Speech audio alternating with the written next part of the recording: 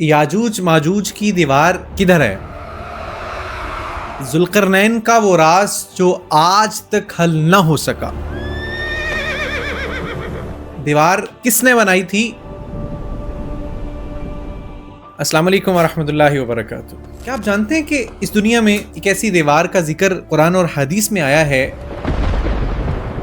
جس کے پیچھے ایک ایسی قوم قید ہے جو ایک دن پوری زمین پہ پھیل جائے گی؟ سوال یہ ہے یہ دیوار کس نے بنائی، کہاں ہے، اور آج تک اس کو کوئی ثابت کیوں نہیں کر سکا؟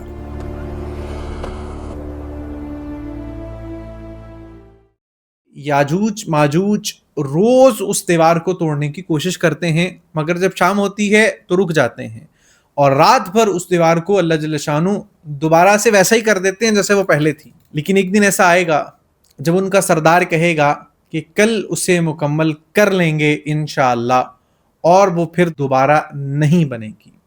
یہی وہ دن ہوگا جس دن زمین پر ایک بڑے فتنے کا سامنا دنیا کر رہی ہوگی۔ لیکن اس سے پہلے ایک سوال ہے کہ وہ دیوار بنائی کس نے تھی؟ قرآن مجید میں سورہ کہف میں ایک عظیم بادشاہ کا ذکر ہے جسے اللہ جل شانہ نے ذوالقرنین کا لقب دیا۔ ذوالقرنین کا مطلب ہے دو کرنوں والا، یا وہ شخص جو مشرق کو مغرب تک پہنچا ہو۔ اللہ نے قرآن میں اس کا نام نہیں بتایا، مگر ان کے کردار، ان کی طاقت اور عدل کا ضرور ذکر کیا ہے۔ وہ ایک ایسا بادشاہ تھا جسے اللہ نے زمین میں اقتدار عطا کیا، اسے اسباب دیے، اسے اپنی طاقت کو ظلم کے لیے اس نے استعمال نہیں کیا بلکہ عدل کے لیے استعمال کیا تھا۔ یہی بات ذوالقرنین کو عام بادشاہوں سے الگ کرتی ہے۔ قرآن بتلاتا ہے کہ ذوالقرنین نے مغرب کا سفر کیا، پھر مشرق کا سفر کیا، اور پھر دو پہاڑوں کے درمیان ایک قوم تک پہنچا۔ وہ قوم کمزور تھی، پریشان تھی اور ایک خوفناک فساد سے تنگ آ چکی تھی۔ انہوں نے ذوالقرنین سے کہا کہ یاجوج اور ماجوج اس زمین میں فساد کرتے ہیں، کیا آپ ہمارے اور ان کے درمیان ایک مضبوط رکاوٹ بنا سکتے ہیں؟ یہاں سے تاریخ کا ایک عظیم راز شروع ہوتا ہے۔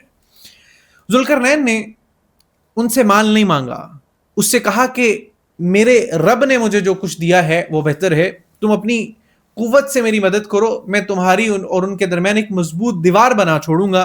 پھر لوہے کے بڑے بڑے ٹکڑے لائے گئے، پہاڑوں کے درمیان خلا کو بھر دیا گیا، آگ دہکائی گئی اور پھر پگھلا ہوا تانبا اس پر ڈال دیا گیا۔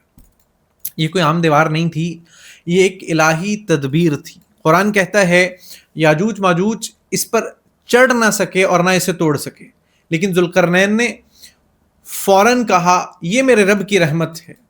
غور کریں، اتنی عظیم دیوار بنانے کے بعد بھی اس بادشاہ نے اپنی طاقت کا دعویٰ نہیں کیا، اس نے کہا کہ یہ میرے رب کا وعدہ ہے تو وہ اسے ریزہ ریزہ کر دے گا۔ یعنی ذوالقرنین کو معلوم تھا کہ یہ دیوار ہمیشہ کے لیے نہیں رہے گی، ایک دن یہ ٹوٹے گی، یاجوج ماجوج نکلیں گے اور دنیا ایک ایسے فتنے کو دیکھے گی جس کی مثال اس سے پہلے تاریخ میں کہیں نہیں ملتی۔ اب سب سے بڑا سوال یہ ہے کہ ذوالقرنین کون تھے؟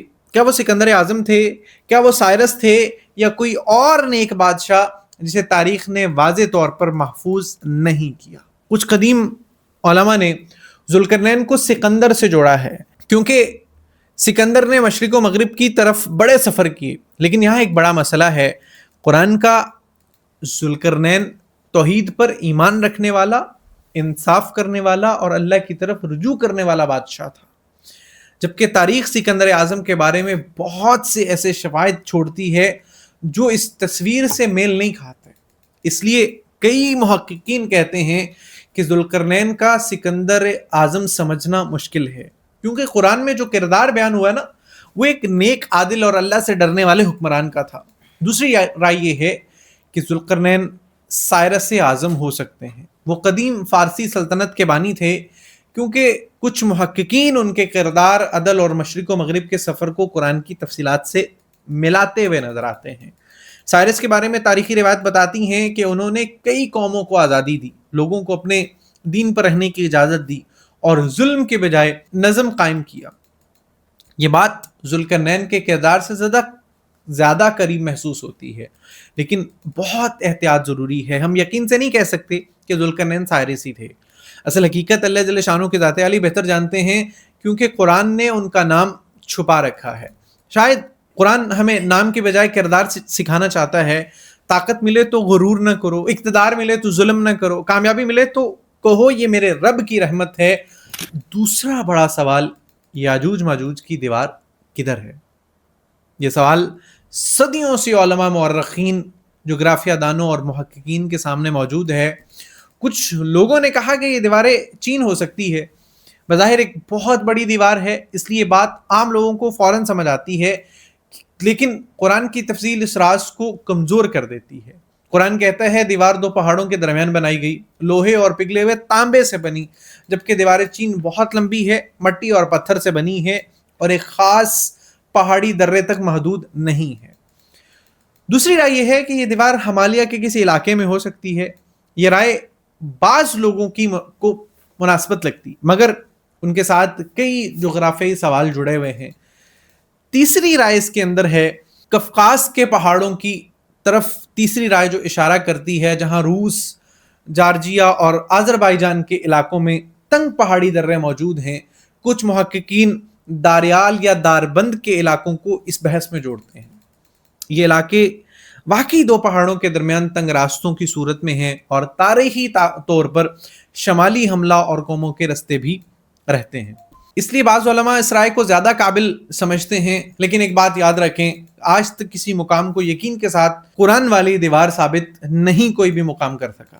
لہذا مسلمان کا رویہ ہی ہونا چاہیے کہ قرآن پر ایمان ہو، تفصیلات کے اندر ذرا احتیاط کرنی چاہیے۔ ہم یہ ضرور مانتے ہیں کہ ذوالقرنین نے دیوار بنائی، یاجوج ماجوج موجود تھے اور ایک وقت آئے گا جب وہ نکلیں گے، مگر دیوار کی اصل جگہ اللہ جل شانہ کی ذات علی ہی بہتر جانتے ہیں۔ اب سوال یہ آتا ہے یاجوج ماجوج کون ہیں؟ قرآن سورہ انبیاء میں بتلاتا ہے جب یاجوج ماجوج کھول دیے جائیں گے تو وہ ہر بلندی سے تیزی کے ساتھ اترتے چلے جائیں گے۔ یہ الفاظ بتلاتے ہیں کہ ان کی تعداد بہت زیادہ ہوگی، ان کا پھیلاؤ بہت تیز ہوگا، ان کا فتنہ عام انسانی طاقت سے قابو میں نہیں آنے والا۔ یہ معمولی واقعہ نہیں ہے، یہ قیامت کی نشانیوں میں ایک بڑی نشانی ہے۔ حدیث میں آتا ہے کہ وہ اتنی کثرت سے نکلیں گے کہ پانی کے ذخائر ختم کر دیں گے۔ ایک گروہ پانی پی جائے گا، دوسرا گروہ آئے گا تو کہے گا کہ کہیں یہاں پانی ہوا کرتا تھا، کبھی یہاں پانی ہوا کرتا تھا۔ یہ تصویر انسان کو ہلا دیتی ہے کہ ایک ایسی قوم جو تعداد میں بے حساب ہو، تاریخ میں خطرناک ہو، زمین پر فساد پھیلانے والی ہو، لیکن اس فتنے کا وقت کب آئے گا؟ اسلامی روایت میں آخری زمانے کے واقعات ایک ترتیب کے ساتھ بیان ہوئے۔ پہلے حضرت امام مہدی علیہ الصلوۃ والسلام کا ظہور، پھر دجال کا فتنہ، پھر عیسیٰ علیہ الصلوۃ والسلام کا نزول، پھر دجال کا خاتمہ اور اس کے بعد یاجوج ماجوج کا خروج۔ یہ کچھ اس ترتیب سے جو ہے نا تفصیل ہمیں تاریخ میں ملتی ہے۔ یعنی یاجوج ماجوج کا فتنہ آخری زمانے کے بڑے مراحل میں ہوگا۔ جب وہ نکلیں گے تو زمین پر ایسی تباہی پھیلائیں گے کہ عیسیٰ علیہ الصلوۃ والسلام اہل ایمان کو لے کر پناہ کی جگہ جائیں گے۔ یعنی اس فتنے کے مقابلے میں عام جنگی طاقت کام نہیں آئے گی۔ حضرت عیسیٰ علیہ الصلوۃ والسلام اللہ جل شانہ کی ذات علی سے دعا کریں گے، پھر ایک خاص وقت آئے گا کہ یاجوج ماجوج کو ہلاک کر دیا جائے گا۔ پھر انسان کو سمجھ آتا ہے کہ آخری فیصلہ ہمیشہ اللہ جل شانہ کی ذات علی کے مبارک ہاتھ میں ہے۔ ان کی لاشوں سے زمین بھر جائے گی اور پھر اللہ بارش نازل فرمائے گا، زمین کو صاف کیا جائے گا اور پھر زمین پر برکتیں لوٹ آئیں گی۔ یہ اختتامی تباہی کے بعد پاکی کا وقت ہوگا۔ یہاں ایک بہت گہرا سوال یہ ہے کہ یاجوج ماجوج کا فتنہ خوفناک ہے، مگر اللہ کی قدرت اس سے بھی بڑی ہے، کیونکہ فتنہ اللہ کے حکم سے باہر نہیں ہے۔ اب واپس ذوالقرنین کی طرف آتے ہیں۔ اگر انہیں معلوم ہوتا کہ دیوار ایک دن ٹوٹ جائے گی تو انہوں نے دیوار بنائی کیوں تھی؟ یہی اس پوری کہانی کا سب سے بڑا سبق ہے۔ ذوالقرنین نے دیوار اس لیے بنائی کیونکہ اس وقت اس قوم کی حفاظت ان کا فرض تھا۔ وہ قیامت کی نشانیوں کو روک نہیں سکتے تھے، مگر وہ اپنے وقت کا فرض ضرور ادا کر سکتے تھے۔ یہی مومن کا رستہ ہے کہ نتیجہ اللہ جل شانہ کے ہاتھ میں ہو، بندہ کوشش کر سکتا ہے، کوشش اس کے ذمے ہے، اس کو کوشش ہر حال میں ہر قیمت پہ کرنی چاہیے۔ آج بھی ہم ہر چیز کو روک نہیں سکتے، فطروں کو، زمانے کی خرابی کو، بڑی عالمی تبدیلیوں کو سب کچھ ہمارے اختیار میں نہیں ہے، لیکن ایمان، اپنے گھر، اپنی نسل اور اپنے اعمال کی حفاظت میرے آپ کے ذمے ہے، وہ ہمیں ہر حال میں کرنی چاہیے۔ ذوالقرنین کی دیوار صرف لوہے کی دیوار نہیں تھی، یہ ذمہ داری کی دیوار تھی۔ ایک عادل حکمران نے کمزوروں کو ظلم سے بچانے کے لیے اپنا کردار ادا کیا تھا۔ یہی سوال آج ہم سے بھی ہے کہ ہم اپنی نسلوں کے لیے ایمان کی دیوار بنا رہے ہیں؟ کہ ہم اپنے گھروں کو فتنوں سے بچانے کی کوشش کر رہے ہیں، یا ہم صرف قیامت کی نشانیوں پر بحث کر رہے ہیں اور اپنی ذمہ داری سے جو ہے وہاں سے ہم بھاگتے ہوئے نظر آتے ہیں؟ نشانیوں پہ بحث تو ہم کر رہے ہیں، مگر اپنی نماز، اپنے اخلاق، اپنے بچوں کی تربیت اور اپنے دل کی اصلاح کو ہم مکمل طور پہ بھول چکے ہیں۔ اصل خطرہ یہی غفلت ہے۔ یاجوج ماجوج کا فتنہ بہت بڑا ہے، مگر اس سے پہلے چھوٹے چھوٹے فتنے ہمارے دلوں پر حملہ کر رہے ہیں۔ غفلت ہے، گناہ ہے، بے حیائی ہے، تکبر ہے، دنیا کی محبت ہے اور دین سے دوری ہے۔ ان تمام فتنوں کی فکر یہ میری آپ کی پہلی ذمہ داری ہے۔ اگر انسان آج اپنے اندر کی دیوار مضبوط نہیں کرے گا تو کل باہر کی دیوار کا ذکر اسے فائدہ نہیں دینے والا۔ سب سے پہلی حفاظت اپنے دل کی حفاظت ہے۔ رسول اللہ صلی اللہ علیہ وسلم نے ہمیں فتنوں سے پناہ مانگنا سکھایا ہے، ایمان کو مضبوط کرنے کا حکم دیا ہے، اور آخری زمانے کے واقعات کو صرف خوف کے لیے نہیں بلکہ بیداری کے لیے ہمارے ساتھ بیان کیا گیا۔ یہ نشانیاں ہمیں جگانے کے لیے ہیں۔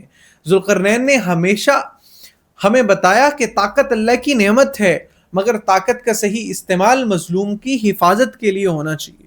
یاجوج ماجوج ہمیں بتلاتے ہیں کہ جب اللہ کا وعدہ آ جائے تو دنیا کی کوئی طاقت کسی فتنے کو جو ہے وہ نہیں روک سکتی جب تک اللہ نہ چاہے۔ بس ایک مسلمان کا ایمان یہ ہے کہ ہم غیب کی باتوں پہ ایمان رکھتے ہیں، ہم مگر اندازوں پہ یقین نہیں کرتے۔ ہم قرآن و حدیث کو مانتے ہیں مگر نامعلوم جگہوں پر حتمی دعویٰ نہیں کر سکتے۔ دیوار کہاں ہے اللہ جل شانہ کی ذات علی بہتر جانتے ہیں۔ ذوالقرنین کون تھے، اصل حقیقت اللہ جل شانہ ہی بہتر جانتے ہیں، مگر سبق بالکل واضح ہے۔ ایمان، ذمہ داری، عدل اور اللہ جل شانہ کی ذات علی پر بھروسہ، یہ میری آپ کی ذمہ داری ہے۔ اس کو کیے بغیر کسی طرف کا کوئی چھٹکارا نہیں ہے۔ اگر آپ اسلامی تاریخ، قرآن کے راز، آخری زمانے کی نشانیوں اور فتنوں سے بچنے کے طریقوں کو جاننا چاہتے ہیں تو چینل کو ضرور سبسکرائب کیجئے، اپنے پیاروں کے ساتھ شیئر کیجئے۔ اللہ ہمیں آخری زمانوں کے فتنوں سے محفوظ رکھے، ہمارے ایمان کی اللہ حفاظت کرے، ہمارے گھروں کو دین کی حفاظت گاہ اللہ جل شانہ بنائے، اور ہمیں اپنے فرائض ادا کرنے کی میرا رب توفیق عطا فرمائے۔ جزا اللہ عنا سیدنا محمدا ما هو اہلہ۔